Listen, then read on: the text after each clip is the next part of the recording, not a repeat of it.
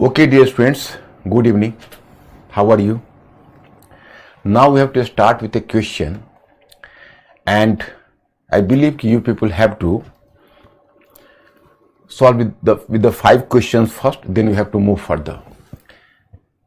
देखो मैं स्टूडेंट्स, कल मैंने कल्चर में बाकी पार्ट है, उस बाकी पार्ट को तो मैंने फिनिश कर दिया, लेकिन कल्चर में आपने देखा कि कुछ मॉडर्न पार्ट है। एक तो मैंने कल आपको मॉडर्न आर्किटेक्चर के बारे में आपको बताया था, याद होगा, जो ब्रिटिश शासन के समय जो मॉडर्न आर्किटेक्चर आए उन आर्किटेक्चर के बारे में बताया। लेकिन जो मॉडर्न आर्किटेक्चर है वो तो एक पहलू हुआ, उसमें मैं ज्यादा कुछ नहीं कहना चाहूंगा, लेकिन जो बाकी चीजें हैं वो आज मैं बहुत सारा एरिया आपका कवर करूंगा। जैसे आप अगर क्वेश्चन बैंक उलट कर देखोगे, 2013 में आपका क्वेश्चन सिलेबस चेंज हुआ था, तो उसमें आपको ऐसा दिखेगा कि आपके जो क्वेश्चंस हैं उसमें से बहुत सारे क्वेश्चंस कॉन्टेम्पररी से हैं, और आपका फर्स्ट पेपर में 3 खंड है, history and culture, geography and Indian society. तो कई बार पता करना मुश्किल हो जाता है कि ये क्वेश्चन इंडियन सोसाइटी से है या कल्चर से है। लेकिन मुझे लगता है कि जो क्वेश्चन आपको ऐसा भान होता है कि इंडियन सोसाइटी से है, उसको भी आप कल्चर में ही मानिए। जैसे एक उदाहरण मैं आपको बताता हूं कि आपसे क्वेश्चन 2019 में पूछा गया कि वह कौन से कारक है जिसने भारतीय संस्कृति को जीवित रखा हुआ है। अभी से लेकर मंडे तक मैं आपका सारा क्वेश्चन सॉल्व करूंगा कि वो कौन सा कारक है जिसने भारतीय संस्कृति को जीवित रखा हुआ है। तो अगर आप इसको पुस्तकों में खोजोगे और पुस्तकीय ज्ञान के माध्यम से प्राप्त करने की कोशिश करोगे तो वह आप उत्तर नहीं कर पाओगे। तो उसको ओवरऑल आपने जो पढ़ा है, जो अपने कॉन्टेम्पररी वर्ल्ड को देख रहे हो, उस कॉन्टेम्पररी कंटेक्स्ट के संदर्भ में वैसे कल्चर के क्वेश्चन को सॉल्व करना होगा। हालांकि कुछ उस पर इंडियन सोसाइटी के साथ जो भी जुड़े होने का दावा करते हैं, लेकिन मैं मान के चलता हूं कि इसमें कोई लिखी हुई चीज नहीं है। अगर वो इंडियन सोसाइटी से भी रिलेटेड है तो कल्चर के नॉलेज के माध्यम से आप उसको ज्यादा बेहतर सॉल्व कर सकते हो बनिस्बत इंडियन सोसाइटी की। तो इसलिए मैं आप लोगों से विशेष रूप से रिक्वेस्ट करूंगा कि कल्चर वाले ऐसे क्वेश्चन को हाथ से ना जाने देना है। तो चलिए, पहले मैं आपको मॉडर्न कल्चर पर कुछ महत्वपूर्ण बातें करूं, उससे पहले एमसीक्यू का 5 क्वेश्चन रखता हूं, आप लोगों को इसका उत्तर करना है। पहला क्वेश्चन है कि विजयनगर साम्राज्य दक्षिण भारत के प्रमुख हिंदू साम्राज्य के रूप में जाना जाता है। तो विजयनगर साम्राज्य दक्षिण भारत के प्रमुख हिंदू साम्राज्य के रूप में जाना जाता है, कारण विजयनगर के शासकों ने मुस्लिम व्यापारियों पर अतिरिक्त कर लगाया था। और ये आपका क्वेश्चन है और आपको इसको सॉल्व करना है। और असर्शन और रीजनिंग में आप जानते ही हो। द फर्स्ट वन इज कि Vijayanagar empire was known as a Hindu empire. Reasoning, Vijayanagar के शासकों ने मुस्लिम व्यापारियों पर अतिरिक्त कर लगाया था। The rulers of Vijayanagar empire imposed extra tax on Muslim merchants. Choice number C दो, yes correct. Question number 2, Vijayanagar स्थापत्य कला में निम्नलिखित में से कौन सी महत्वपूर्ण विशेषताएं दिखती हैं? 1 अलंकृत स्तंभ, दूसरा कल्याण मंडप, तीसरा अष्टकोणीय संरचना और 4 बहुमंजिलीय भवन।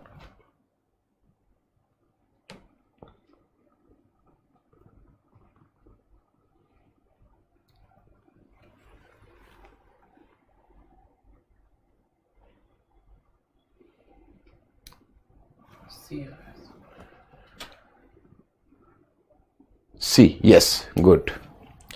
क्वेश्चन नंबर 3, कृष्णदेव राय के दरबार में तेलुगु के 8 महान विद्वान तथा कवियों को अष्टदिग्गज कहा जाता था।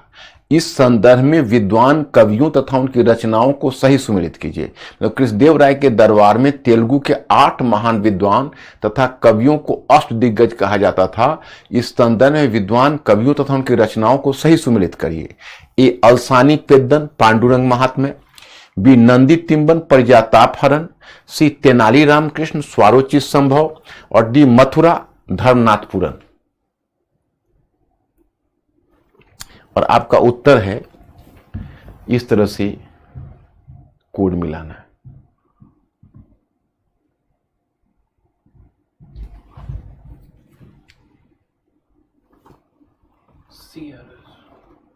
सी 3214 3214 यस गुड, सही उत्तर किया आप लोगों ने, बहुत बढ़िया उत्तर किया आपने। सी इज द करेक्ट आंसर। इसका मतलब आपने पुस्तकों का नाम देखा है, गुड। निम्नलिखित में किसे गरीबों का वास्तुकार कहा जाता था? A Lutyens, George Baker, C Laurie Baker and D Richard atom.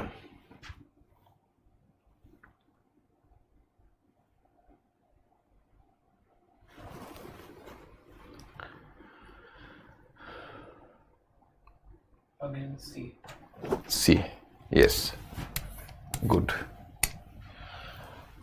मैं किसी चित्र को देखकर ही पहचान सकता हूं उसका कौन सा अंश किस चित्रकार ने बनाया है। रीजनिंग, हाँ, चॉइसेस ए अकबर, बी जहांगीर, सी शाहजहां और डी औरंगजेब।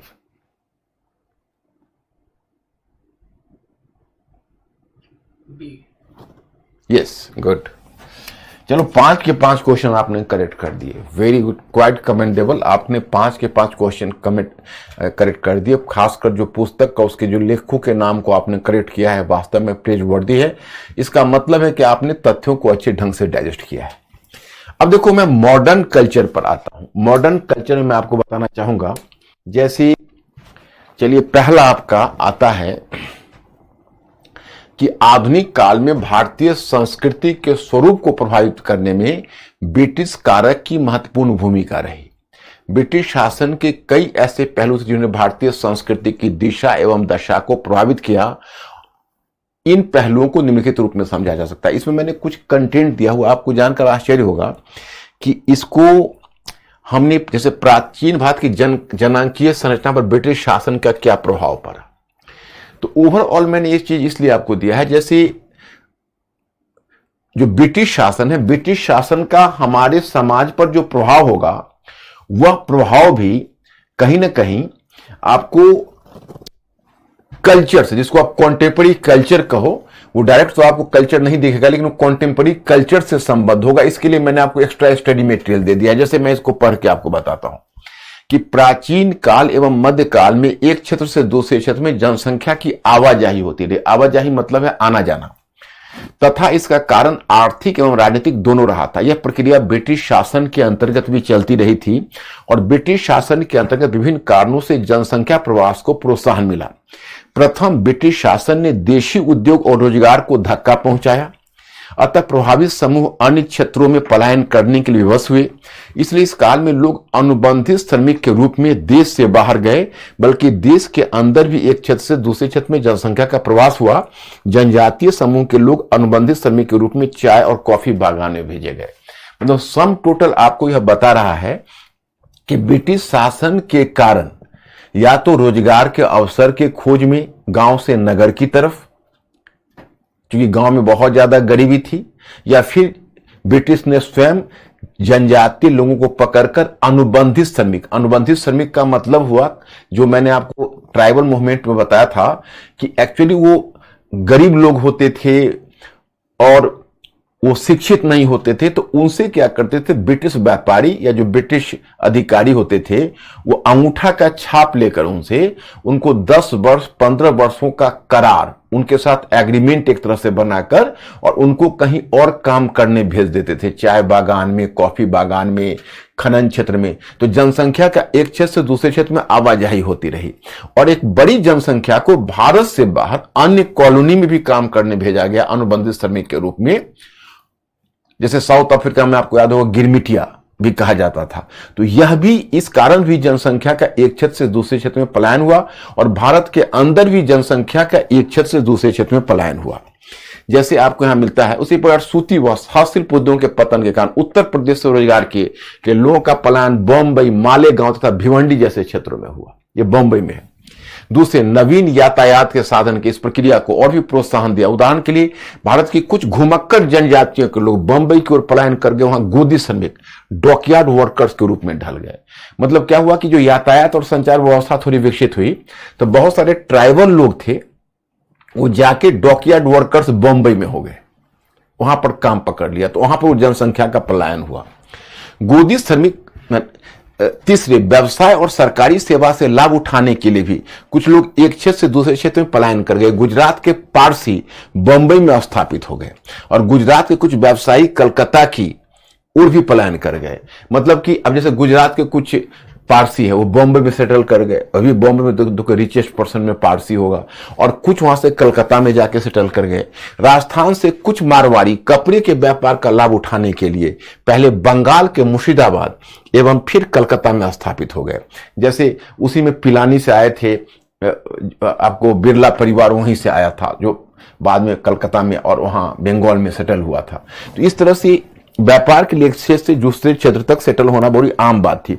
उसी तरह पंजाबी समुदाय के लोग पूरब में दिल्ली, लखनऊ, इलाहाबाद तक फैल गए। इस तरह प्रत्येक क्षेत्र एक दूसरे लघु भारत की तरह दिखने लगा। भारतीय उपमहाद्वीप क्षेत्रीय, जातीय तथा सांप्रदायिक विभिन्नता का सतरंगी मेल था। अब देखो, मैं आपको यह बताना चाहता कि जैसे इसको आप ऐसे समझिए, एक बार यूपीएससी में क्वेश्चन पूछा, मुझे जहां तक याद है 2020 का क्वेश्चन था। अंकुर कोई क्वेश्चन भी है बच्चों का? कोई? ठीक है। तो मैंने आपको यह कहा कि जैसे यह जो आप एक बार यूपीएससी में 2020 में शायद है 2019 में, एग्जैक्ट हमको ईयर में थोड़ा सा कंफ्यूजन यहां है, एक क्वेश्चन आपसे पूछा गया। उसमें पूछा गया कि भारत में सर्वत्र लघु भारत दिखाई देता है। तो भारत में सर्वत्र लघु भारत दिखाई देता है, इस कथन पर टिप्पणी कीजिए, कुछ ऐसा था। ये कल्चर वाले पार्ट में था।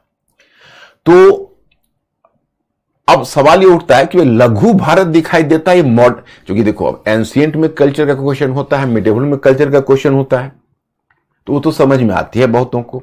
लेकिन जो कॉन्टेम्पररी हिस्ट्री में या मॉडर्न में कल्चर का क्वेश्चन होता है, वो उनको समझना मुश्किल हो जाता है कि भाई इसमें हम क्वेश्चन क्या लिखूं, इसमें आखिर लिखने का हमारे पास कंटेंट क्या है। तो आप जो न्यूज़पेपर पढ़ते हो या आसपास अपनी निगाह रखते हो, थोड़ा सा फायदा उससे भी हो जाता है। जैसे मैं आपको उदाहरण बताता हूं कि हमने लघु भारत दिखाई देता है, तो एक तो आपको जनसंख्या का पलायन, जैसे मैंने आपको बताया कि हर क्षेत्र में लघु भारत दिखाई देता है, का मतलब क्या हुआ, इसका मतलब ही आप समझिए। जैसे भारत को आपने देखा होगा कि हिंदुस्तान के, इंडिया के बारे में एक बहुत ही ओल्ड फैशन्ड प्रोवर्ब है, मुहावरा है, और जवाहरलाल नेहरू ने भी कहा था, विविधता में एकता, विविधता में एकता, यानी यूनिटी इन डाइवर्सिटीज। तो यूनिटी इन डाइवर्सिटी जो आप देखते हो, इसका मतलब हुआ कि भारतवर्ष में अलग अलग सतरंगी मेल है, अलग अलग सांस्कृतिक विविधता है क्षेत्र में। तो इस क्वेश्चन में आपको प्रूव करना होगा कि यह भारत की विशेषता नहीं, प्रत्येक क्षेत्र में विविधता है। अगर मान लीजिए बॉम्बे में एक बड़ी बिहार और यूपी की जनसंख्या रह रही है और वहां अपने कल्चर को प्रमोट कर रही है, और कलकत्ता में एक बहुत बड़ा राजस्थानी व्यापारी रह रहा है, उस कल्चर को प्रमोट कर रहा है, दिल्ली में आप कहोगे कि एक बड़ी बंगाली जनसंख्या, बिहार की जनसंख्या और यूपी की जनसंख्या रह रही है, तो इसका मतलब है कि हर जगह कल्चरल डाइवर्सिटीज है। तो कई बार क्या होगा, परीक्षा भवन में जब आप जाओगे, तो इसीलिए मैंने हमेशा आपको कहा है कि you people have to be a thinking creature, आपको एक थिंकिंग क्रिएचर बनना है। कई बार परीक्षा भवन में आप जाओगे तो आपको समझ में नहीं आ रहा होगा कि इस क्वेश्चन का मैं क्या उत्तर दूं, तो आपको वहां पर 1 मिनट पेन रख के, पेपर पर पेन रख के सोचना पड़ेगा कि कहां से हम कौन कौन सा बिंदु लूं। तो इसलिए सबसे बड़ा वर्कशॉप हमारा माइंड है। अगर हम चीजों को एक दूसरे से जोड़ सकें तो इस तरह के जो क्वेश्चन है उसको बड़ी आसानी से सॉल्व किया जा सकता है। जैसे यहां से तुम कंटेंट ले लोगे कि कैसे एक क्षेत्र से दूसरे क्षेत्र में किन कारणों से पलायन हुआ। अब मैं दिल्ली की ही बात बताता हूं। दिल्ली में अगर आप गणेश चतुर्दशी तो बॉम्बे का पर्व है, कि दिल्ली में आप गणेश चतुर्दशी के अवसर पर आओगे तो देखोगे यहां रोड जैम है। क्यों? तो उस दिन इतना गणेश विसर्जन दिल्ली में होता है कि उस दिन के लिए दिल्ली मिनी बॉम्बे हो जाता है, मिनी मुंबई। और अगर यहां पर तुम देखोगे श्रावण का महीना है तो कांवड़िया की जो भीड़ लगती है, जो बिहार का पर्व बैजनाथ धाम में पहले कांवड़ जाता था, और एक इतनी बड़ी बिहारी जनसंख्या और बाद में अन्य प्रांतों के लोगों ने भी संस्कृति को अपना लिया कि आप देखोगे कि हरिद्वार से जल लेकर दिल्ली के मंदिरों में चढ़ाने वालों की इतनी लंबी लाइन होती है, इतनी बड़ी कतार होती है कि दिल्ली टू हरिद्वार का जो हाईवेज है उस पर गाड़ी को चलाना मुश्किल हो जाता है। और आप अगर यहां पर दशहरा के अवसर पर आओगे तो दिल्ली में एक मोहल्ला है जिसका नाम है चितरंजन पार्क। वहां पर एक बहुत बड़ी बंगाली जनसंख्या सेटल है और वो साउथ दिल्ली का एक बड़ा ही प्रॉस्पेरस मोहल्ला है। वहां पर आपको मिनी कलकत्ता की फीलिंग आई कि you are in a mini Calcutta. तो that is the truth of almost all the metropolis cities in India. और रीजन वाइज भी जाओगे तो रीजन वाइज किसी भी क्षेत्र में केवल उसी की, अब देखो प्रत्येक प्रांत में मैं आपको बताता हूं भाषाई आधार पर प्रांतों का गठन, उसकी भी मैं चर्चा करूंगा। आपने मॉडर्न हिस्ट्री में तो पढ़ा है, भाषाई आधार पर प्रांतों का गठन याद होगा। अब तो आप कहोगे मैं भूल गया, लेकिन मैं फिर आपको याद दिला दूं कि आपको याद होगा कि सबसे आंध्र प्रदेश में भाषाई आधार पर प्रांतों के गठन की मांग उठी थी। ओके, और फिर यही मांग मतलब अन्य प्रांतों में भी, साउथ इंडिया के अन्य प्रांतों में उठने लगी, लेकिन सबसे इंटेंस मांग जो उठी थी वो उठी थी आंध्र प्रदेश में। तो क्या हुआ कि अंत में वहां पर एक जो सत्याग्रह, श्री रामलू ने सत्याग्रह किया और फिर उनका जब देहांत हो गया तो इंडियन गवर्नमेंट ने फिर उसमें इनिशिएटिव लिया and Andhra became the first linguistic province. उसके बाद फिर 1956 में एक राज्य पुनर्गठन आयोग बना और राज्य पुनर्गठन आयोग ने 14 प्रांत और 6 केंद्र शासित राज्यों में उसको विभाजित कर दिया। ओके, तो जब उसका विभाजन जब हो गया और जब 14 प्रांत और 6 केंद्र शासित प्रदेशों में जब उसका विभाजन हो गया तो ये भाषाई आधार पर प्रांतों के गठन की पहली प्रक्रिया थी, जो अंत में 1966 में जो चंडीगढ़ पंजाब से अलग हुआ तब जाकर यह प्रक्रिया पूरी हुई। ओके, तो अब यहां पर मैं आपको यह कहना चाहता हूं कि so that's in this way you can say कि दिस बिकेम ओवर। तो अब 1 मिनट के लिए ऐसा लगा कि ये प्रॉब्लम सेटल हो गया। अब 2017 में मैं एक एग्जांपल आपको देता हूं। 2017 में ममता बनर्जी की सरकार बंगाल में थी, 2017 की बात बता रहा हूं। तो गोरखालैंड एक बंगाल में क्षेत्र है, वहां पर एक बड़ी नेपाली जनसंख्या है। तो गोरखालैंड को बहुत पहले भी वहां पर मूवमेंट चला था, एक पृथक प्रांत के लिए सेपरेशन की भी मांग कर रहे थे। तो फिर उनको संतुष्ट किया गया और इंडियन गवर्नमेंट ने गोरखालैंड को थोड़ा ऑटोनॉमी दी और गोरखा काउंसिल ऑलरेडी वहां पर एक ट्राइबल काउंसिल है, उनको ऑटोनॉमी मिली हुई है और बंगाल के अंतर्गत उनका एक विशेष स्थिति है। तो उन्होंने अपना एक नेपाली भाषा इंट्रोड्यूस किया हुआ है। ओके, तो नेपाली भाषा वहां की भाषा है। तो ममता बनर्जी की सरकार ने वहां पर बंगाली भाषा को लागू करने की कोशिश की, तो गोरखालैंड मूवमेंट शुरू हो गया। अब तेज फिर जोर पकड़ा, मतलब हमें याद है कि बहुत पहले मूवमेंट था जो शांत पड़ चुका था। So once again the movement revived. तो 2017 में चूंकि यूपीएससी की एक विशेषता यह है कि UPSC is the smartest institution and it is going to be very conscious और very sensitive towards the changes, very sensitive towards the changes, you know. और उसमें आप इसको ऐसे समझो कि अगर कोई इंपॉर्टेंट कॉन्टेम्पररी इश्यू आ जाता है तो यूपीएससी आपको बैठा नहीं रहेगा, तुरंत उस पर वो क्वेश्चन पूछता है। तो 2017 में उसने क्वेश्चन डाला कि प्रांत नहीं बल्कि क्षेत्र भारत में सांस्कृतिक विविधता का आधार है। प्रांत नहीं बल्कि क्षेत्र भारत में सांस्कृतिक विविधता का आधार है। अब बताइए, अब इस क्वेश्चन में बच्चे क्या लिखे? तो अब जब 2017 में क्वेश्चन आया तो मैं क्वेश्चन देखकर ही मुस्कुरा पड़ा। मुझे लगा कि अच्छा, ये आप गोरखालैंड और बंगाल वाले को दिमाग में रखकर इस क्वेश्चन को लाया। तो मैं एक इसमें सच्चाई बताऊं, जैसे भारत में संघीय व्यवस्था कायम हुई, प्रांतों ने अपनी भाषाई पहचान की मांग की। अगर उस समय केंद्र इनकार कर जाता तो बहुत बड़ा बबेला हो जाता। चलो, केंद्रीय सरकार झुक गई और प्रांतों को भाषाई आधार पर प्रांतों का गठन कर दिया। अब देखिए प्रॉब्लम क्या है।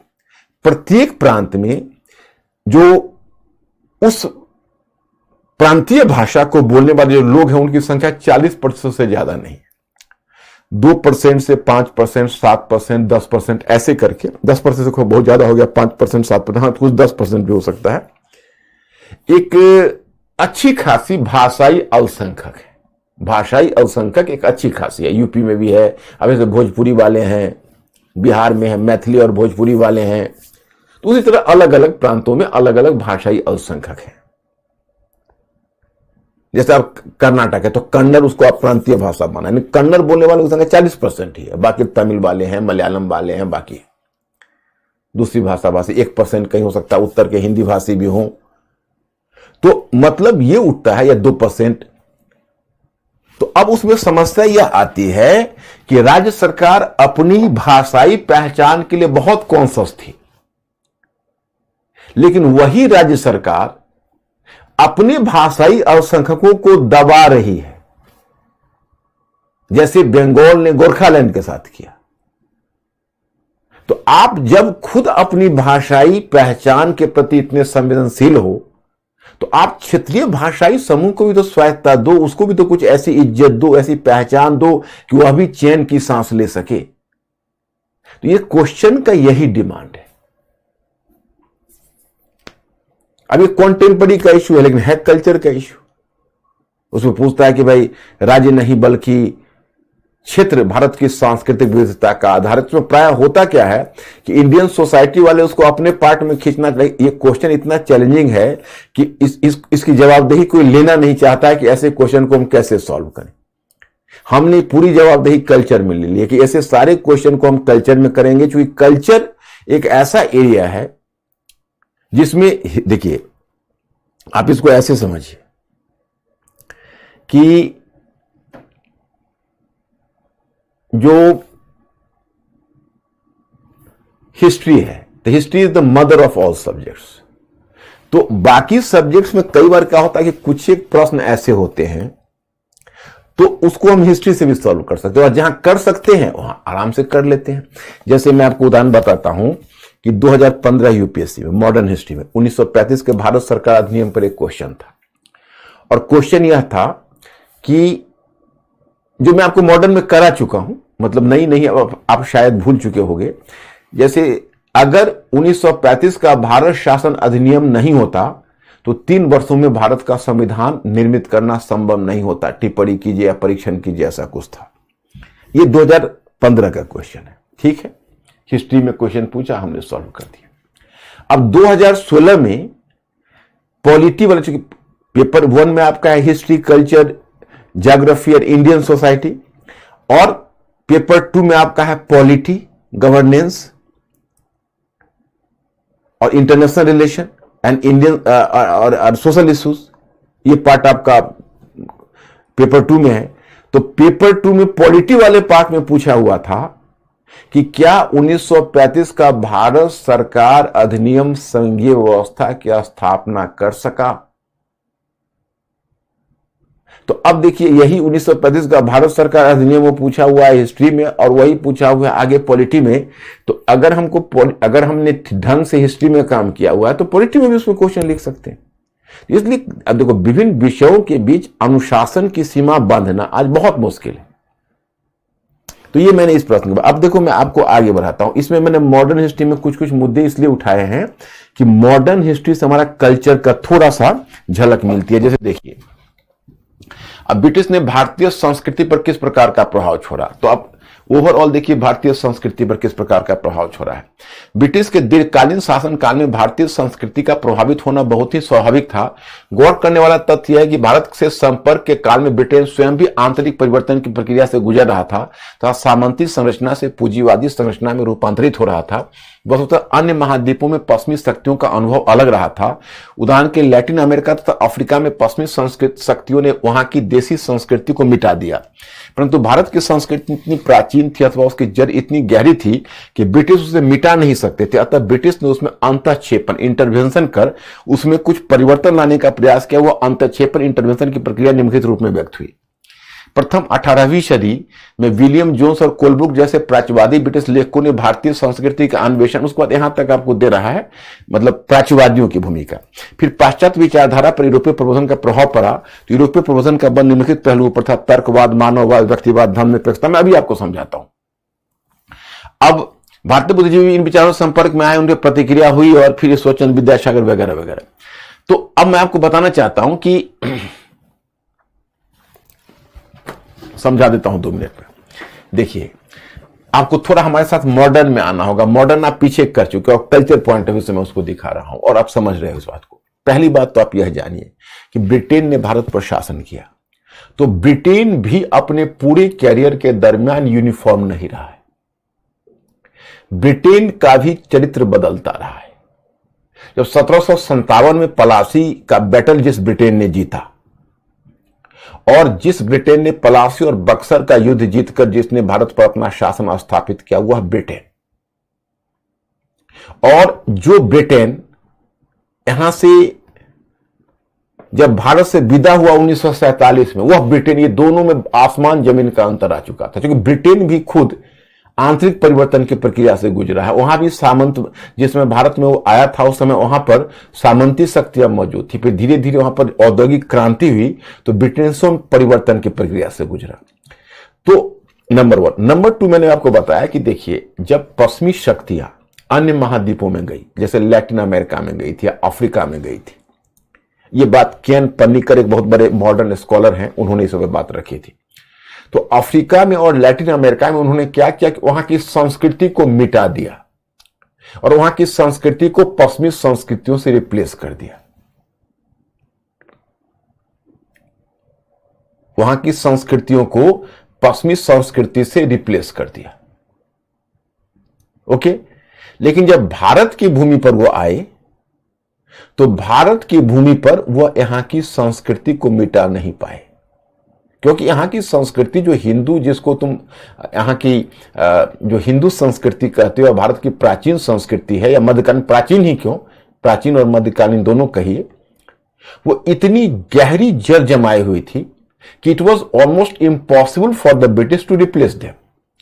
तो ब्रिटिश ने यहां क्या किया, जैसे कभी आप देखते होंगे कि कई बार, मतलब जो क्या बोलते हो उसको, जो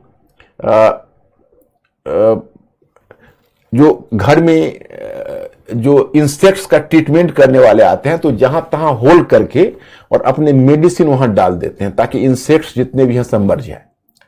उसी तरह से ब्रिटिश ने क्या किया कि हमारी संस्कृति को रिप्लेस तो नहीं कर सकते थे, उसमें थोड़ा थोड़ा होल करके और उसमें अपनी चीजें डालकर हमारी संस्कृति को अपने ढंग से प्रभावित करने का प्रयत्न किया।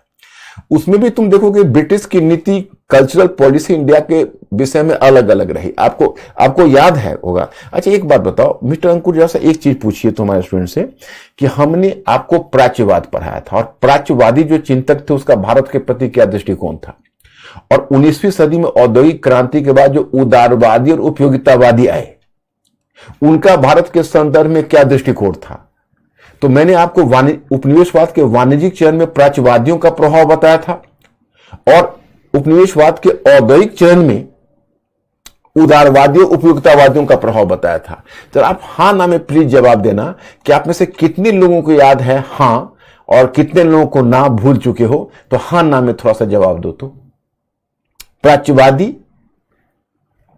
वाणिज्यिक चरण और उदारवादी था उपयोगितावादी औद्योगिक चरण। मिस्टर अंकुर जरा पूछिए एंड इन्फॉर्म मी प्लीज। हाँ है, गुड, वेरी गुड। मैं यही मान के मुझे बहुत खुशी हो रही है कि मंडे को हम आपका समाप्त करके हिस्ट्री और कल्चर जाएंगे, लेकिन आप भी ट्रांसफॉर्म हो चुके होंगे। मुझे सबसे बड़ी खुशी यह है कि मैं आपको ट्रांसफॉर्म करके भेज रहा हूं, और हम इस विश्वास के साथ आपको छोड़ेंगे कि आप अपनी तरह से हमारे इस मेथड का उपयोग करके सोशल साइंस में आप अपनी स्थिति मजबूत करेंगे, और जल्द से जल्द हमें क्वालिफाई करके दिखाएंगे। ओके, तो आपको मैंने जो प्राच्यवाद की जो बात कही, उसमें क्या था कि प्राच्यवादी चिंतकों ने हमारी संस्कृति का अन्वेषण किया, हमारी संस्कृति का गुणगान किया, लेकिन बड़ी चालाकी से हमें समझा गया कि देखिए, आप प्राचीन काल में महान रहे होंगे, लेकिन मध्यकाल आपका जो था वो पतन का काल था। लेकिन घबराइए नहीं, हम आ चुके हैं, हम फिर आपको पुराने सांस्कृतिक गौरव पर ले आएंगे।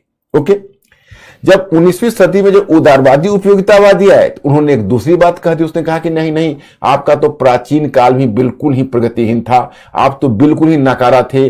आप अगर अच्छे बन सकते हैं, आप सुधर सकते हैं, तो आप हमारे ही सुपरविजन में हो सकते हैं, नहीं तो आपका कोई उद्धार नहीं है, आपका कोई बचाव नहीं है। तो उन्होंने एक दूसरी बात हमारे लिए कह दी। और तब उन्होंने, उस समय तक क्या था कि जैसे पहले चरण में तो प्राच्यवादी आए, और जब दूसरे चरण में उदारवादी उपयोगितावादी आए तब तक वहां पर यूरोपीय प्रबोधन आ चुका था।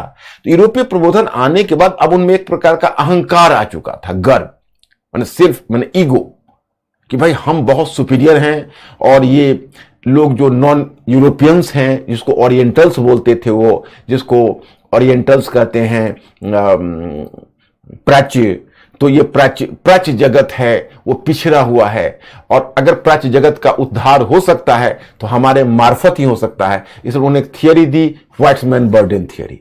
तो उसी क्रम में मैंने यहां पर बताया है कि उन्होंने इसी क्रम में क्या किया कि यूरोपीय प्रबोधन के प्रभाव में तर्कवाद, मानववाद, व्यक्तिवाद, धर्मनिरपेक्षता वो हमारे यहां इंट्रोड्यूस किया है ना। मैंने उसका धीरे धीरे इस पर बल दिया। तो उसको अंग्रेजी शिक्षा को इंट्रोड्यूस किया। तो अंग्रेजी शिक्षा के माध्यम से जो हमारे बुद्धिजीवियों का एक वर्ग है वो उनके तर्कवाद, मानववाद, व्यक्तिवाद और धर्मनिरपेक्षता को समझ सके। तो वो समझ सके और बड़े प्रभावित हुए। उनको लगा कि अरे पश्चिम वाले तो काफी विकसित हैं, हम अगर अपना उत्थान कर सकते हैं तो इन्हीं के रास्ते पर चलकर। तो पहले तो हमारे बुद्धिजीवियों का एक वर्ग पश्चिम के बहुत बड़े प्रशंसक बन गए, लेकिन शीघ्र ही उनको ऐसा पता चला कि देखिए इनमें भी एक प्रकार की डाइकोटोमी है। ये जितनी बड़ी बड़ी बातें बोलते हैं एक्चुअल में ऐसा है नहीं।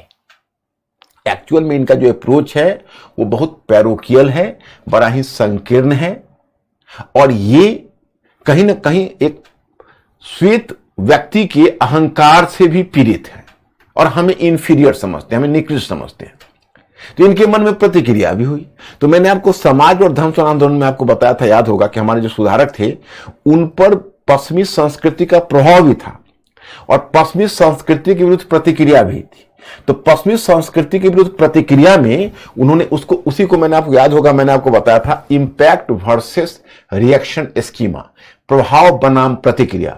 और फिर उसी की प्रतिक्रिया में वो अपनी संस्कृति की तरफ गए थे और अपनी संस्कृति से भी अच्छी बातों को उद्घाटित करने का प्रयत्न किया था। तो इस तरह से उनकी चीजें हो रही थी।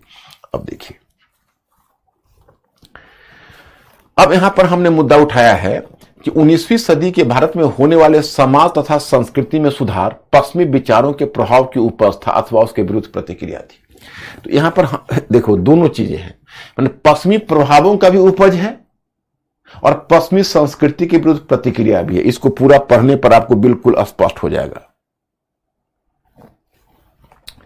पाश्चात्य विचारों के प्रभाव का क्या लाभ एवं क्या हानि रही, मतलब पश्चिमी विचारों का जो हमारे ऊपर प्रभाव पड़ा उसका क्या लाभ हुआ और क्या हानि हुई।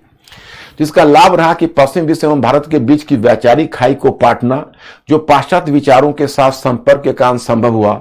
इसके माध्यम से भारतीय पाश्चात्य प्रबोधन से परिचित हुए तब मानववाद, उदारवाद, व्यक्तिवाद तथा धर्मनिरपेक्षता जैसे विचारों को समझ सके। इन विचारों ने प्रजातांत्रिक मूल्यों को प्रोत्साहन दिया तथा भारत में भी सुधार का माहौल निर्मित कर दिया। परंतु इसका एक नकारात्मक पहलू यह भी था कि पश्चिमीकरण के प्रति अत्यधिक झुकाव, व्यक्तिवाद एवं उदारवाद की ओर आकर्षण के कारण पूंजीवाद की ओर स्वाभाविक रूप में आकर्षण बढ़ गया। उसी के साथ उपभोक्तावाद की प्रवृत्ति को बल मिला। अब देखो, पूंजीवाद अच्छा है बुरा है ये तो विवाद का विषय है, लेकिन हम ठीक है, हमें वहां उनके कुछ विचार प्रगतिशील लगे और वह प्रगतिशील विचारों को अपनाया। हमारे यहाँ इसे प्रजातांत्रिकरण की प्रक्रिया को बल मिला। ये सब अच्छा पक्ष है। लेकिन बुरा पक्ष यह है कि उनसे हमने कहीं ना कहीं पूंजीवादी संस्कृति ले ली, जिसे उपभोक्तावाद यानी भोग विलास के प्रति या कंज्यूमरिज्म जिसको बोलते हैं उसके प्रति हमारी जो पकड़ है, यानी हमारा जो आकर्षण है वो बढ़ गया। तो उसका एक खामियाजा भी हमें भुगतना पड़ा। और परंपरावादी विचारों के प्रभाव का क्या लाभ एवं हानि रही, मैंने पश्चिमी विचारों के प्रभाव का लाभ और हानि है। तो उसी तरह से हम जब अपनी परंपरा की तरफ गए तो अच्छी बात हुई, क्योंकि हमने परंपरा के कुछ अच्छे पक्षों को उद्घाटित किया जिससे भारतीयकरण को बढ़ावा मिला। लेकिन पता है उसे कुछ हानि भी हुई, कुछ इसका नुकसान भी हुआ। यह नुकसान हमने बताया। इसका लाभ था भारतीय संस्कृति के प्रति आकर्षण एवं उसकी उपलब्धियों का उद्घाटन। इससे भारतीयों में आत्मविश्वास की भावना जगी। बंकिम चंद्र चटर्जी, स्वामी विवेकानंद, दयानंद सरस्वती, बाल गंगाधर तिलक, अरविंद घोष सभी उपनिवेशवाद के उपकरण के रूप में पाश्चात्य विचारधारा की खामियों को समझ पाए तथा भारतीय संस्कृति के सरल पक्ष को उद्घाटित कर भारतीय राष्ट्रवाद की चेतना को प्रोत्साहन दिया। अच्छी बात है। वहीं दूसरी तरफ भारतीय संस्कृति एवं परंपरा पर बल देने के क्रम में हिंदू विचारकों ने संस्कृति के हिंदू पक्ष पर तथा मुस्लिम सुधारकों ने इस्लाम के मूल तत्व को पुनर्जीवित करने पर बल दिया। इससे समन्वित संस्कृति की अवधारणा को धक्का लगा एवं जाने अनजाने ही संप्रदायवाद को प्रोत्साहन मिला। जैसे देखो, अब हमारे सुधारक थे। देखो, कई बार क्या होता है कि तुम भी महसूस करोगे, आज के जमाने में भी तुम तो अब हिस्ट्री की समझ तुम्हारी विकसित हो गई है, तो हिस्ट्री की समझ विकसित हो जाए तो अपने आसपास के परिवेश को समझने में बड़ी आसानी हो जाती है, क्योंकि हिस्ट्री क्या है, वर्तमान का अतीत है। तो जब हम अतीत की संस्थाओं को समझते हैं तो वर्तमान समझना हमारे लिए मुश्किल नहीं होता है। कई बार क्या होता है कि हमारे मन में संप्रदायवाद की चेतना आ जाती है और हमें पता भी नहीं चलता है कि हम कैसे संप्रदायवादी हो रहे हैं। तो संप्रदायवाद जैसी विचारधारा से भी गार्ड करने की आवश्यकता है। जैसे आप देखो, हमने तुम लोगों को मॉडर्न हिस्ट्री में संप्रदायवाद पढ़ाया था, लेकिन सबसे पहले हमने मॉडर्न हिस्ट्री आपको पढ़ाया था, उसके बाद एक गैप के बाद तब वर्ल्ड हिस्ट्री पढ़ाया, और अब कल्चर पढ़ा रहा हूं, और कल्चर में फिर मॉडर्न कल्चर की चर्चा कर रहा हूं, तो मॉडर्न हिस्ट्री का रेफरेंस दे रहा हूं। तो फिर एक बार आप हमको एश्योर करिए कि संप्रदायवाद जो मैंने आपको पढ़ाया हुआ था, तो संप्रदायवाद थोड़ा भी याद है? यानी उस समय संप्रदायवाद को मैंने परिभाषित करके बताया था कि संप्रदायवाद क्या बोलता है, संप्रदायवाद कैसे ब्रिटिश शासन के अंतर्गत विकसित हुआ। हाँ या ना में प्लीज जवाब दीजिएगा। अंकुर हमें खबर कर देंगे। मिस्टर अंकुर, थोड़ा सा उनसे रिसीव करिए, रिएक्शन लीजिए।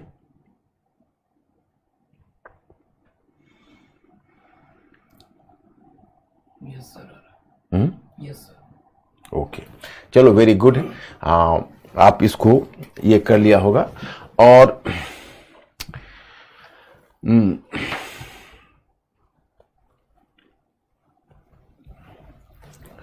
ब्रिटिश के द्वारा भारतीय संस्कृति की संकीर्ण व्याख्या से किस प्रकार अलगाववाद को प्रोत्साहन मिला?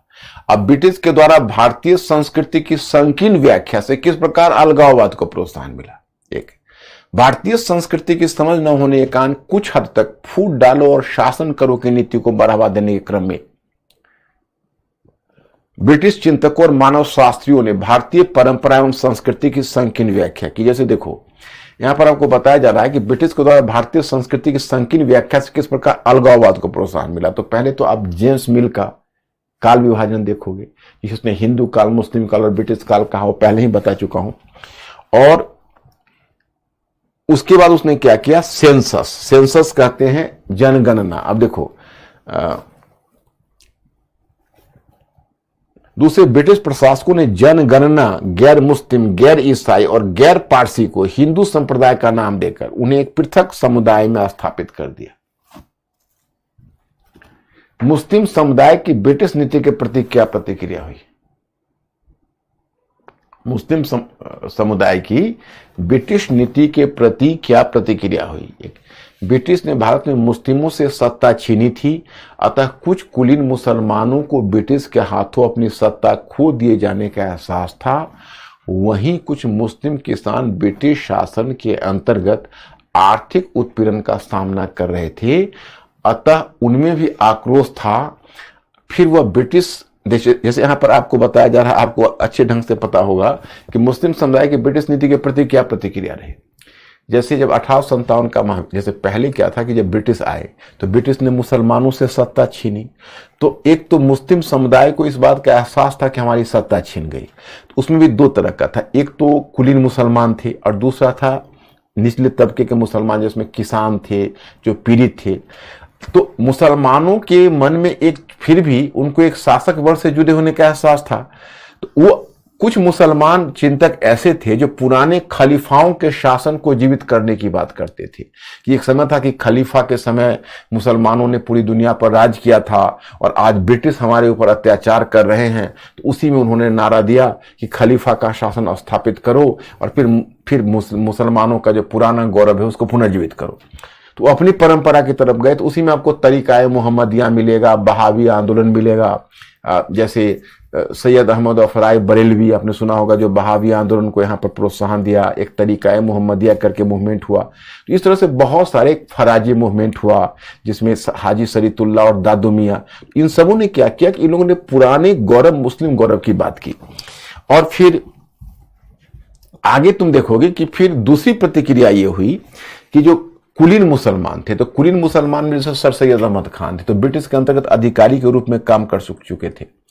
तो अब इनको धीरे धीरे एक्चुअली हुआ ऐसा कि फिर ये जो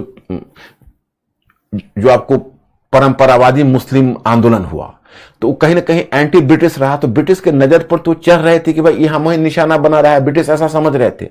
और तभी फिर 1857 का महाविद्रोह हो गया। और जब 1857 का महाविद्रोह हुआ तो उसमें संयोग ऐसा हुआ, हालांकि मुगल बादशाह बहादुर शाह जफर, आपको मैं बता चुका हूं कि विलिंगली वो लीड करने के लिए तैयार नहीं था, लेकिन आर्मी पहुंच गई लाल किला में और उसको लीड करना पड़ा। तो ब्रिटिश को कहीं ना कहीं दिमाग में ये बात बैठ गई कि हो न हो ये मुसलमानों के द्वारा भड़काया हुआ विद्रोह है और मुसलमानों ने ही अपनी सत्ता छीन जाने का बदला लेने के लिए हमारे साथ ऐसा काम किया है। तो उनका जो शुरू में नीति रही, वो शुरू में नीति यह रही कि ऐसा है कि हम इनको अलग थलग रखे और हिंदुओं से हमारी अच्छी मित्रता रहे, क्योंकि ये हमारे लिए खतरनाक है। तो शुरू में 1857 के रिवोल्ट के बाद बहुत समय तक उनका ब्रिटिश का एंटी मुसलमान पॉलिसी रही। तो परिणाम क्या हुआ कि वैसे भी देखो हिंदू जनसंख्या थी, पहले भी शिक्षा के क्षेत्र में आगे थी और सरकारी सेवा के क्षेत्र में उनसे आगे थी। क्योंकि जो मुस्लिम जनसंख्या के साथ था कि या तो कुछ शासक वर्ग से जुड़े हुए थे या कुछ वो सैनिक सेवा ज्यादा पसंद करते थे। सिविल जॉब उनको पहले भी बहुत अच्छा नहीं लगता था। जैसे आप देखोगे मुगलों के समय भी ये करोड़ी का पद या राजस्व विभाग या सब कुछ, तो इसमें हिंदुओं का ही वर्चस्व ज्यादा होता था, जो कि हिंदू लोग उस जॉब को कर लेते थे और मुस्लिम लोग अपने को लड़ाकू समझते थे, उस सैनिक सेवा को ज्यादा पसंद करते थे। तो क्या था कि पहले भी मुसलमान पिछड़े हुए थे और वास्तव में इस घटना के बाद मुस्लिम जनसंख्या और भी पिछड़ती चली गई। तो चूंकि मुस्लिम जनसंख्या अब और भी पिछड़ती चली गई, तो अब इनको ऐसा लगने लगा कि नहीं ऐसा है कि सर सैयद अहमद खान ने पहली बार महसूस किया कि तो बहुत बड़ी चूक हो गई। ब्रिटिश को लग रहा कि मुसलमान ही इसकी जड़ में है और वो एंटी मुस्लिम पॉलिसी को अख्तियार कर रहे हैं, इससे मुसलमान जनसंख्या और भी शिक्षा के क्षेत्र में पिछड़ रही है। तो सर सैयद अहमद खान ही मुस्लिम पॉलिसी को चेंज किया और जानबूझ के वो ब्रिटिश राज पक्षधर नीति अपना के ब्रिटिश के पिछलग्गू नीति बना ली, ताकि ब्रिटिश मुसलमानों के लिए कुछ करे और मुसलमानों के फेवर में काम करे। तो उच्च सर सैयद अहमद खान की नीति थी ब्रिटिश का विश्वास जीतना, नंबर 1। नंबर 2 कि सर सैयद अहमद खान चूंकि मुस्लिम कुलीन वर्ग से थे, शिक्षित भी थे, हालांकि पहले राष्ट्रवादी भी रहे थे, मुस्लिम सुधार आंदोलन से भी जुड़े रहे थे, अलीगढ़ मुस्लिम विश्वविद्यालय की भी स्थापना की थी। लेकिन सर सैयद अहमद खान को ऐसा लगने लगा, और ये केवल सर सैयद अहमद खान को ही नहीं, जितने भी मुस्लिम कुलीन वर्ग थे उनको ऐसा लग रहा था, अधिकांश मुस्लिम कुलीन वर्ग को, कि सत्ता तो ब्रिटिश ने मुसलमानों से छीनी है, लेकिन अब धीरे धीरे भारत में, चूंकि 1882 में उसी समय लॉर्ड रिपन ने लोकल सेल्फ गवर्नमेंट एक्ट लाया, और लोकल सेल्फ गवर्नमेंट एक्ट जो था, वो लोकल सेल्फ गवर्नमेंट एक्ट लाने के बाद मतलब जो सत्ता है और जो सरकार है वह स्थानीय स्वायत्त शासन को मजबूत बनाने का प्रयत्न किया। जो स्थानीय लोकल सेल्फ गवर्नमेंट या स्थानीय स्वायत्त शासन है, वो स्थानीय स्वायत्त शासन को मजबूत बनाने का प्रयत्न किया गया। ओके, तो स्थानीय स्वायत्त शासन को मजबूत बनाने का प्रयत्न किया गया। तो अब इसका दुष्परिणाम यह हुआ, जो लोकल सेल्फ गवर्नमेंट है that was going to be strengthened, तो इसका दुष्परिणाम यह हुआ कि अब सर सैयद अहमद खान और कुलीन मुसलमानों का एहसास होने लगा कि सत्ता तो हमारे हाथ से निकल जाएगी, कल को चुनावी राजनीति शुरू हो गई है, और जब चुनाव आधार बनेगा तो हिंदू वैसे भी बहुसंख्यक हैं, तो हिंदू तो सारा पद ले लेंगे और हम रह जाएंगे। तो इसी पर सर सैयद अहमद खान का पॉलिटिक्स वहीं से शुरू हुआ और कहा कि हिंदुस्तान में 2 कौम है, हिंदू और मुसलमान, इसलिए 2 ही वोट होना चाहिए, हिंदू का अलग वोट और मुसलमानों का अलग वोट। वहीं से मैं स्टूडेंट्स अलगाववाद की भावना शुरू हो गई। और जैसे देखो, परंपरावादी मुसलमान थे, फराजी थे, बहावी थे, वो ब्रिटिश पर अटैक करते थे। और ये बात जरूर है कि जैसे कई बार क्या होता है, आप चलते हो कॉकरोच मारने और छिपकली को ही मार देते हो। तो जो बोलते थे कि हमें दारुल हर्ब को दारुल इस्लाम बनाना है, मतलब मूर्ति पूजकों के देश को हमें इस्लाम का देश बनाना है, तो इस तरह का नारा वो दे रहे थे। लेकिन वो नारा खोखला था, वो नारा था ब्रिटिश के अगेंस्ट में। लेकिन अब हिंदू भी तो मतलब मूर्ति पूजक हैं, तो वो भी तो उनकी परिधि में नहीं आते थे। तो अब ये बात जरूर है कि कॉकरोच के साथ छिपकली भी मर रही थी, लेकिन उन्होंने हिंदू को निशाना नहीं बनाया था। और सर सैयद अहमद खान जैसे जो शिक्षित मुसलमान थे, उन्होंने इसको एक दूसरा तुल दे दिया, और वहीं से अलगाववाद की भावना आई, संप्रदायवाद औपचारिक रूप में अपना तुल पकड़ने लगा।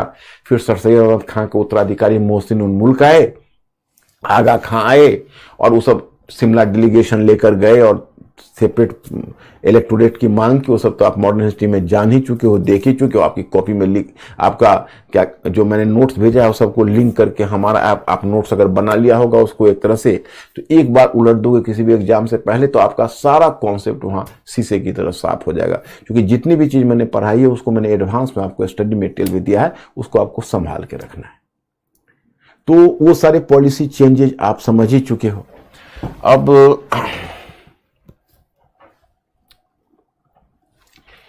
धर्म एवं संस्कृति में क्या संबंध होता है? तो संस्कृति एक व्यापक अवधारणा है, और इसमें खान पान, रहन सहन, आचार विचार, धर्म, जीवन दृष्टिकोण, कला, साहित्य सभी शामिल होते हैं। धर्म इनमें केवल एक होता है, किंतु दुखद पहलू यह है कि कुछ लोग धर्म को ही संस्कृति का पर्यायवाची करार देने लगते हैं। कुछ लोग हैं वो धर्म को ही संस्कृति का पर्यायवाची मानने लगते हैं।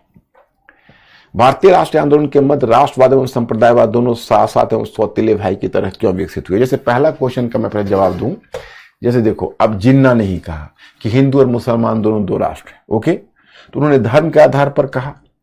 लेकिन एक बात बताइए, कहां हो सका? दो राष्ट्र हैं तो सारे हिंदुओं को हिंदुस्तान में और सारे मुसलमानों को पाकिस्तान में होना चाहिए था, लेकिन ऐसा तो संभव नहीं हुआ ना। एक पाकिस्तान में अच्छी खासी हिंदू की जनसंख्या रह गई, और भारत में तो मुसलमानों की अच्छी जनसंख्या रह गई। तो इस कारण से जो जिन्ना जो ये बात कह रहे थे वो तो पॉसिबल नहीं हुआ, क्योंकि जैन पनिकर ने कहा कि देखो, हिंदू और मुसलमान 600 वर्ष तक साथ रहते रहते, खान पान, रहन सहन, वेशभूषा, इन सबको एक साथ अगर आप देखिए तो खान पान, रहन सहन, वेशभूषा, इन सबको मिलाने के बाद, और उन्होंने एक समन्वित संस्कृति का विकास किया था। इस समन्वित संस्कृति के कई पहलू थे, इसमें विचार भी था, कला भी था, साहित्य भी था। समन्वित संस्कृति में सब कुछ था। धर्म उसका मात्र एक पहलू था, और धर्म को केवल आधार बना के ऐसा कहना कि हिंदू मुसलमान दोनों दो राष्ट्र हैं, वो गलत था। क्योंकि संस्कृति दोनों में बहुत सारे कॉमन, जिसको गंगा जमुनी संस्कृति कहते हो, बहुत कॉमन था। और यही वजह है कि जो मुसलमान पूरब में बसे वो बंगाली संस्कृति के प्रभाव में आ गए, और पाकिस्तान जो बना उस पर पंजाबी तत्व हावी रहा। तो पंजाबी और बंगाली संस्कृति दोनों में मेल मिलाप नहीं हो सका, और पंजाबी पाकिस्तान के पंजाबीपन के विरुद्ध पूर्वी पाकिस्तान का बंगालीपन खड़ा हो गया, और अंत में बांग्लादेश बन गया। तो ये धर्म पर संस्कृति की जीत थी। So you people have to understand this point. And भारतीय राष्ट्रीय आंदोलन के मध्य राष्ट्रवाद एवं संप्रदायवाद दोनों साथ साथ एवं सौतेले भाई की तरह क्यों चले? तो देखो, जैसे अब हुआ ऐसा कि जिन कारणों से भारत में, मैं आपको बता चुका हूं, मॉडर्न हिस्ट्री में राष्ट्रवाद का विकास हुआ, उन्हीं कारणों से संप्रदायवाद का विकास हुआ। जैसे यह अपने आप में एक बड़ा जटिल प्रश्न है, इसे हम यूरोपीय राष्ट्रवाद की अवधारणा एवं भारतीय परिस्थितियों के बीच उभरने वाले मूलभूत विरोधाभास के रूप में देख सकते हैं।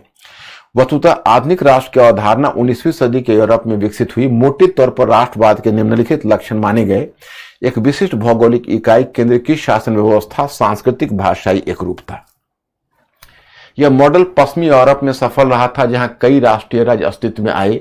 यद्यपि पूर्वी यूरोप में भी इसने कुछ समस्याएं उत्पन्न की, किंतु जब यह एशियाई अफ्रीकी देशों में गया तो वहां की परिस्थितियों के साथ फिट नहीं बैठ सका। परंतु यहाँ हमारे विचार का विषय केवल भारत है। भारत एक महाद्वीपीय आकार वाला देश है। मतलब यहाँ पर मैंने आपको मॉडर्न हिस्ट्री में ये सब कुछ समझा चुका हूँ, इसको आप लोग पढ़ लीजिएगा। अब इतना पढ़ के मैं आपको क्या बताऊं। जैसे फिलहाल मैं आपको बता दूं कि हम जब सांप्रदायिक हो जाते हैं तो हमें स्वयं भी पता नहीं चलता है कैसे।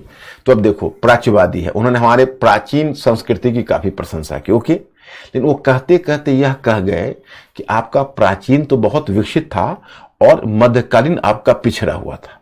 ओके, तो मध्यकालीन पिछड़ा हुआ था और वो आपको प्रगतिहीन था, लेकिन हम आपको फिर प्राचीन संस्कृति के गौरव पर लाएंगे। ओके, ये कह के वो चले गए।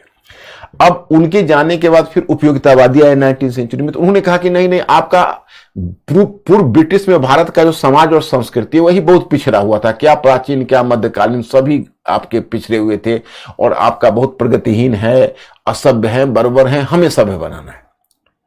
तो उनके प्रतिक्रिया में जो हमारे राष्ट्रवादी लेखक आए, तो उनको ऐसा लगने लगा, वो प्राच्यवादियों से प्रभावित हुए। उनको लगा कि वो सही बोल रहे थे, ये गलत बोल रहे हैं। लेकिन सही प्राच्यवादी भी नहीं बोल रहे थे। प्राच्यवादी अपनी तारीफ लूट रहे थे कि आपका प्राचीन गौरवमयी था, लेकिन मध्यकालीन तो आपका नीचे गया हुआ था, हम फिर उसको दोबारा लाएंगे। तो हम अपने मन में बना लिया कि प्राचीन हमारा, मध्यकालीन हमारा नहीं। तो संप्रदायवाद की भावना आ गई, क्योंकि मध्यकालीन में मुस्लिम शासन है। अब एक औसत हिंदुस्तानी हिंदुस्तान में अगर प्राचीन संस्कृति का गौरव का गान करता है, तो ऐसी स्थिति में मुसलमान में अलगाववाद की भावना पैदा होती है कि आप हमारे मध्यकालीन को क्यों छोड़ रहे हो, क्योंकि उनकी कहीं ना कहीं प्रेरणा तो मध्यकालीन से आ रही है। जो कन्वर्टेड मुसलमान है वो भी तो कहीं अपनी पूर्वज परंपरा मध्यकालीन को मान रहे हैं।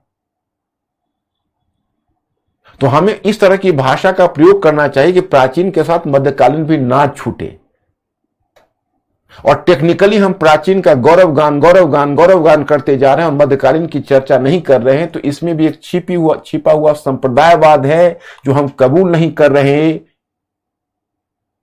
और शायद हम मान भी नहीं रहे कि हम हैं, लेकिन कब हमारी सोच वैसी होती जा रही है पता नहीं। तो प्राच्यवादियों ने सबसे बड़ा हानि यह की कि हमारे अतीत की प्रशंसा करके मध्यकालीन को जो प्रगतिहीन बताया, और बाद में हमारे राष्ट्रवादी लेखकों ने भी इस धारणा को ले ली। तो इस कारण से क्या हुआ कि जो मुसलमान चिंतक आए वो अपना गौरव मध्यकालीन भारत में देखने लगे और हिंदू अपना गौरव प्राचीन काल में देखने लगे। अगर मान लो मुसलमान हिंदुस्तान की संस्कृति को अपना गौरव समझते हैं, क्या प्राचीन क्या मध्यकालीन। अब मान लीजिए कि ठीक है, दादाजी या हमारे परदादाजी पूर्वज थे, हम उनसे डायरेक्ट नहीं जुड़े हुए थे, लेकिन हमारे परदादाजी तो थे, तो उनकी संस्कृति का गौरव तो हमें होना चाहिए। तो प्राचीन भारत जहां हम रह रहे हैं, अब समझ सकते हो पाकिस्तान जब बना हमारा, आप समझ सकते हो कि इंडिया का वर्ल्ड का सबसे जो अर्लीस्ट सिविलाइजेशन है, वो earliest civilization, one of the earliest civilization Mesopotamia और मिस्र के समानांतर हड़प्पा सभ्यता थी, आपको पता है। और ये दुनिया का पहला, दुनिया की 3 नगरीय सभ्यताओं में एक थी, प्राचीनतम नगरीय सभ्यताओं में एक थी। और उसकी विरासत पाकिस्तान को मिल गई, क्योंकि सिंध और पंजाब का एक पार्ट वहां गया। तो हड़प्पा और मोहनजोदड़ो ये 2 महत्वपूर्ण सिटीज थे, पाकिस्तान में चली गई। कुछ समय तक तो पार्टीशन के बाद ये जो इंडिया के हिस्टोरियंस वो बेरोजगार हो गए थे, क्योंकि जो थोड़ी बहुत जगह की खोज हुई थी 1947 तक चली गई पाकिस्तान में, और इधर तब तक बहुत सारे प्लेसेस की खोज नहीं हुई थी। तो बाद में यहां एजुकेशन करके और करते हुए तब गुजरात को में बहुत सारे स्थल निकले, फिर मतलब हरियाणा में निकले, बनावली में और बाकी चीजों में, तब फिर इनको राखी गढ़ी में, तो फिर यहां पर भी, और राखी गढ़ी तो अब लार्जेस्ट साइट बन गया। तो मोहनजोदड़ो भी अब पीछे पड़ गया उसे। लेकिन पाकिस्तान कभी भी अपने राष्ट्रीय गौरव में मोहनजोदड़ो और हड़प्पा की चर्चा तक नहीं की, क्योंकि मान लिया कोई हिंदुओं का है। तो ये तो सांप्रदायिक चेतना हुई। हिंदुओं का क्या है, हमारे पूर्वज क्या है, हिंदुस्तान का है। अब पाकिस्तान से कोई पूछे कि उनकी जो उर्दू भाषा है वो कहां विकसित हुई थी, जो उनकी राष्ट्रीय भाषा है, उर्दू भाषा तो हिंदुस्तान में ही जन्म लिया। और उसी तरह हिंदुओं को सोचना चाहिए कि मध्यकालीन भारत भी उतना ही उनका है जितना प्राचीन है। अब कहोगे कि भाई बाबर बाहर से आया या गोरी बाहर से आया, तो जब आया तो आया, लेकिन जब part and parcel of India हो गया, बाबर आया काबुल से था, लेकिन मुगल ने हिंदुस्तान का पैसा काबुल में खर्च नहीं किया, काबुल और कंधार का पैसा दिल्ली आगरा को केंद्र बना के खर्च किया। उनकी राजधानी दिल्ली और आगरा थी, काबुल और कंधार नहीं थी। और काबुल कंधार उनके एम्पायर का हिस्सा था, लेकिन रहा दिल्ली और आगरा में। यहां पर उनके सारे मॉन्यूमेंट्स यहां रहे, उनकी विरासत यहां रही। अंतिम मुगल बादशाह हिंदुस्तान से बंदी बनाकर यहां से बर्मा ले जाया जाता है, जहां पर वो अपना लिखता है दोहा कि उम्र दराज मांग के लाए थे 4 दिन, 2 आरजू में कट गए 2 इंतजार में, है कितना बदनसीब जफर दफन के लिए 2 गज जमीन न मिली कुए यार में। जो बाबर अपना कब्र हिंदुस्तान में बनवाना नहीं चाहा, अपना कब्र काबुल में बनवाया। और बहादुर शाह जफर ने अंत में लिखा है कि लगता नहीं है दिल मेरा उजरे दियार में, किसकी बनी है आलमे नाम पायेदार में। बुलबुल को बागवां से न सैयद से है गिला, किस्मत में कैद थी लिखी फसले बहार में। है कितना बदनसीब जफर दफन के लिए 2 गज जमीन ना मिले कुए यार में। बहादुर शाह जफर 2 गज जमीन हिंदुस्तान में खोज रहा है और बाबर अपना कब्र काबुल में बनवा रहा है। तो ये जो देसीकरण मुगलों का हुआ है उसको हम कैसे डिनाई कर सकते हैं? वो भी तो पार्ट एंड पार्सल वही हिस्सा है। तो ये चीज हमें संप्रदायवाद से ये सोच बचाएगा। और मैं तो समझता हूं कि जो भी हिस्ट्री के स्टूडेंट्स हैं उस संप्रदायवाद के चक्कर में नहीं पड़ सकते, क्योंकि वो सबकी जन्म कुंडली इतिहास जानने वालों के हाथ में होती है। और अगर इतिहास जानने वालों के हाथ में जन्म कुंडली होती है, उस संप्रदायवाद का शिकार नहीं हो सकता।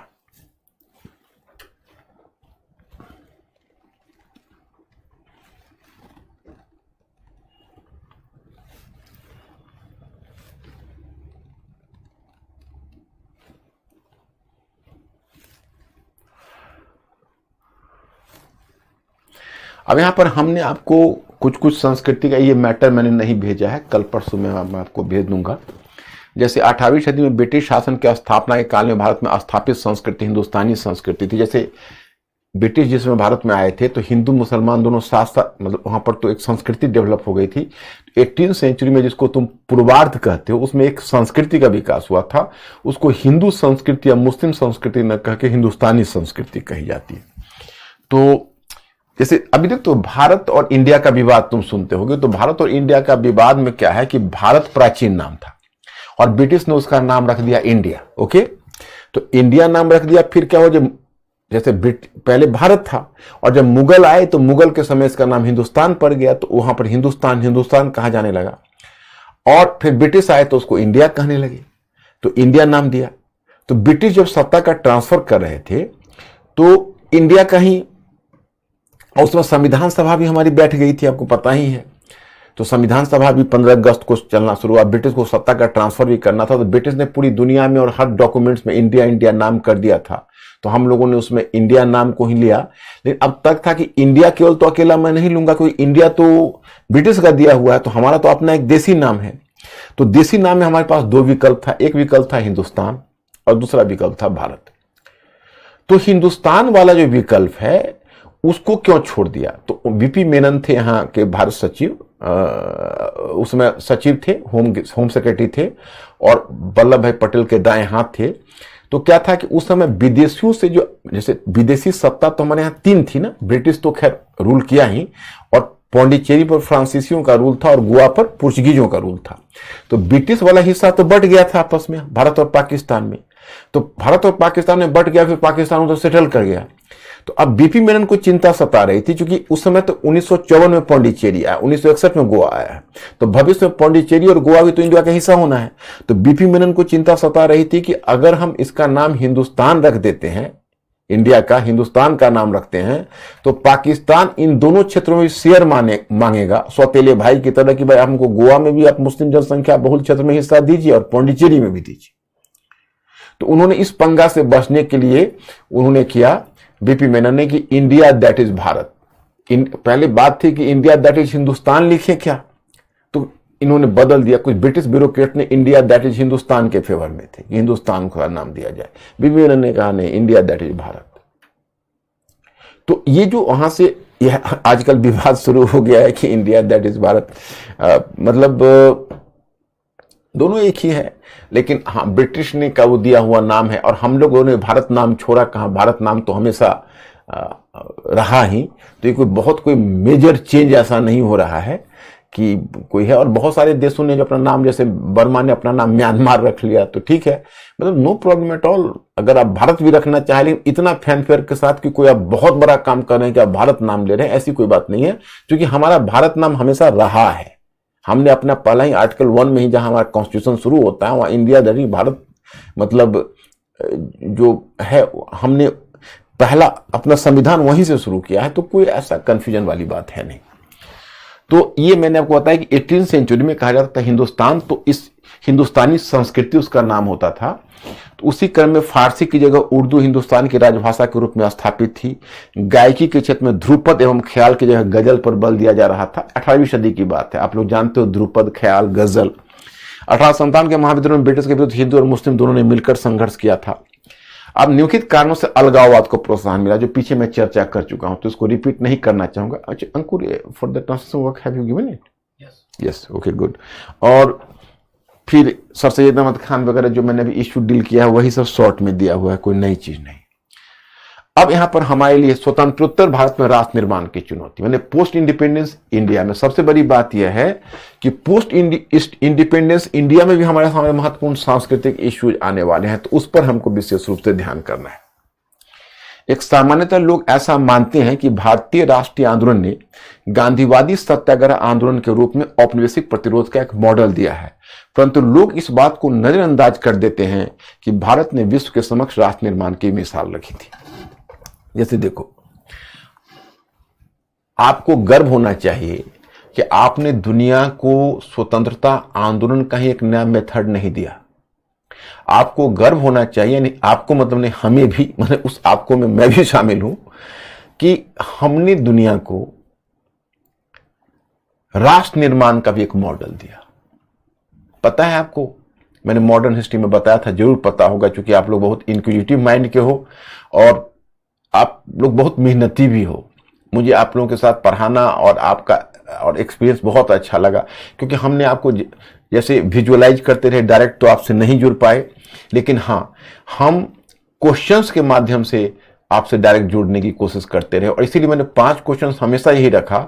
अगर मैं ये 5 क्वेश्चन नहीं रखता तो मुझे पता नहीं चलता कि आप लोग की तरक्की हो रही है। नहीं, वो 5 क्वेश्चंस जो मैं डेली आपसे पूछता गया, उसी आधार पर मुझे पता चला कि आपकी तरक्की हो रही है। या फिर आपको याद होगा कि मैंने अंकुर ने, जिनको जो हमारे बीच संजय का या फ्लाईओवर का काम किया, तो हमने अंकुर के माध्यम से आपके सामने प्रश्न रखा और अंकुर ने हमको आपका संवाद हम तक पहुंचाया।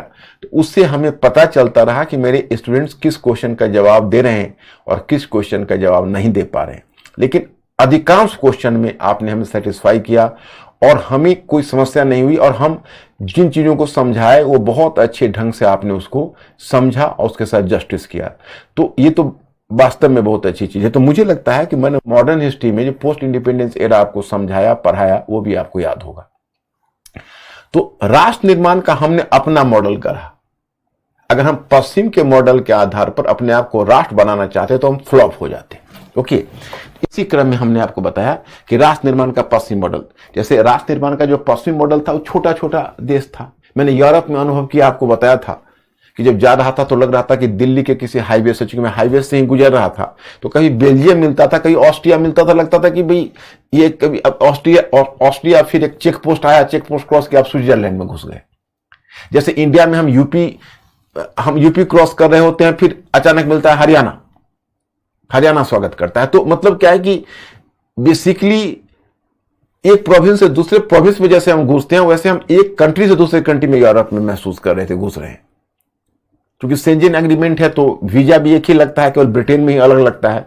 तो बाकी में वीजा लेने की जरूरत नहीं, जो चेक पोस्ट पर केवल अपना ड्राइवर गया, अपना पेपर वगैरह दिखा के निकल जाता, तो हम लोग को जाने की भी जरूरत नहीं होती थी, और फिर हमारी गाड़ी आगे बढ़ती रहती थी, just like the you can say Indian highways. तो ये जो चीज मैंने महसूस किया, तो एक तो सीमित उनका भौगोलिक आकार था और दूसरा सांस्कृतिक एकरूपता थी। ये उनके राष्ट्र की खासियत है। और भारत के समक्ष चुनौती थी विशाल आकार था हमारा, व्यापक सांस्कृतिक विविधता थी। 1888 में भारत में कार्यरत एक ब्रिटिश अधिकारी जॉन स्ट्रैची तथा स्वतंत्रता से ठीक पूर्व विस्टन चर्चिल ने भी भारत के राष्ट्र बनने की क्षमता में अविश्वास प्रकट किया था। पता है आपको, जॉन स्ट्रेची ने कहा कि इंडिया यूरोप है, यह कभी राष्ट्र नहीं बन सकता, क्योंकि इसमें इतनी जातीय, सांस्कृतिक